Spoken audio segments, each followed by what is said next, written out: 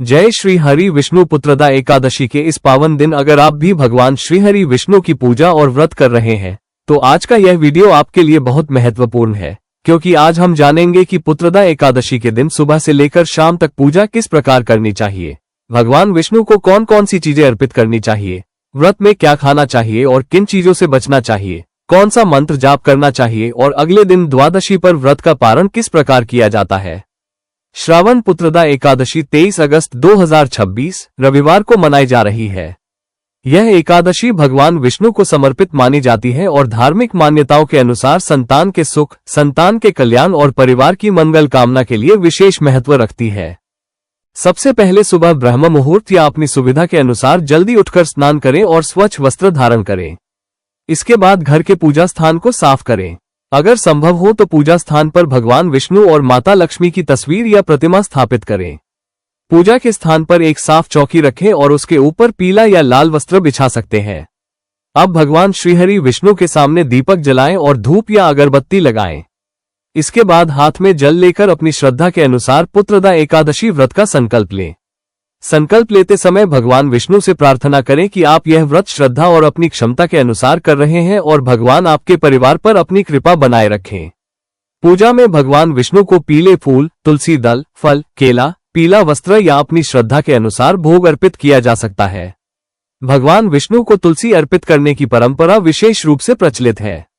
तुलसी दल साफ करके श्रद्धा से भगवान के चरणों में अर्पित करें। इसके बाद भगवान विष्णु का ध्यान करते हुए ओम नमो भगवते वासुदेवाय मंत्र का जाप करें। आप अपनी श्रद्धा और समय के अनुसार 11, 21, 51 या 108 बार मंत्र का जाप कर सकते हैं। इसके बाद भगवान विष्णु की कथा सुने या पढ़ें और एकादशी व्रत की कथा का श्रवण करें। अगर आपके घर में विष्णु सहस्रनाम, विष्णु चालीसा या भगवान विष्णु की आरती का पाठ करने की परंपरा है तो इस दिन उसका पाठ भी कर सकते हैं। पूजा के अंत में भगवान विष्णु और माता लक्ष्मी की आरती करें और पूरे परिवार के सुख, शांति, स्वास्थ्य और मंगल की प्रार्थना करें। पुत्रदा एकादशी के व्रत में भोजन के नियम अपनी अपनी परंपरा के अनुसार अलग हो सकते हैं।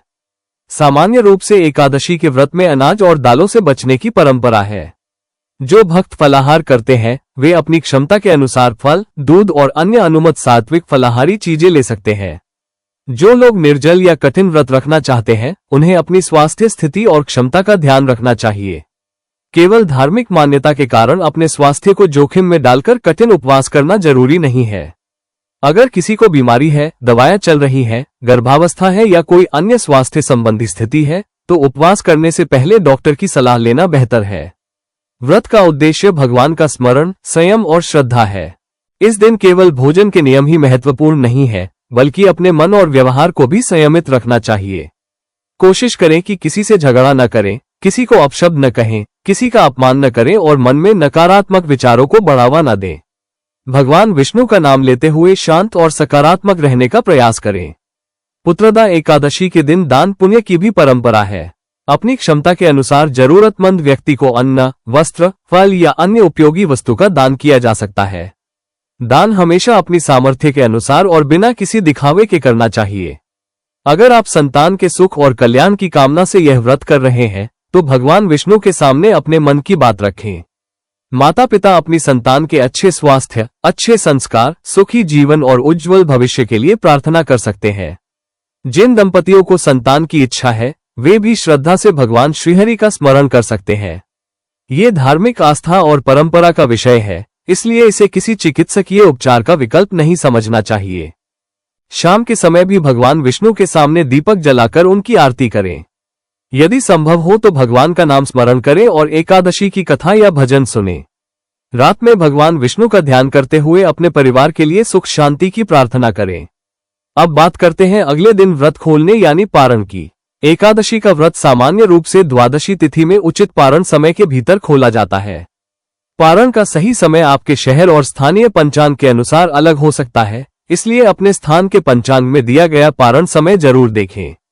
2026 के पंचांगों में भी स्थान के अनुसार अलग अलग पारण समय दिए गए हैं। पारण करते समय पहले भगवान विष्णु को प्रणाम करें और अपनी श्रद्धा के अनुसार जल या प्रसाद अर्पित करें। इसके बाद अपनी परंपरा और स्वास्थ्य के अनुसार हल्के सात्विक भोजन से व्रत खोलें। लंबे समय तक उपवास के बाद अचानक बहुत भारी भोजन करने से बचना अच्छा रहता है। और सबसे जरूरी बात, एकादशी का व्रत केवल अपनी इच्छा पूरी कराने के लिए नहीं, बल्कि भगवान के प्रति श्रद्धा और अपने मन को संयमित करने की साधना भी माना जाता है। इसलिए इस दिन भगवान विष्णु का नाम लें, अच्छे कर्म करें और किसी जरूरतमंद की मदद करें। हे भगवान श्री हरि विष्णु, जो भी भक्त श्रद्धा से आपका स्मरण कर रहे हैं, उनके घर में सुख शांति बनाए रखें। उनकी संतान स्वस्थ और सुखी रहे, बच्चों को अच्छे संस्कार मिले और हर परिवार में प्रेम और खुशहाली बनी रहे। जिनके जीवन में परेशानियां हैं, उन्हें उनसे लड़ने की शक्ति दें और सभी के मन में विश्वास और सकारात्मकता बनाए रखें। अगर आपको पुत्रदा एकादशी की यह पूरी पूजा विधि अच्छी लगी हो तो वीडियो को लाइक जरूर करें, अपने परिवार और दोस्तों के साथ शेयर करें और ऐसे ही धार्मिक एवं आध्यात्मिक वीडियो देखने के लिए गोद की शक्ति चैनल को सब्सक्राइब जरूर करें। कमेंट में श्रद्धा से लिखें, ओम नमो भगवते वासुदेवाय, जय श्री हरि विष्णु।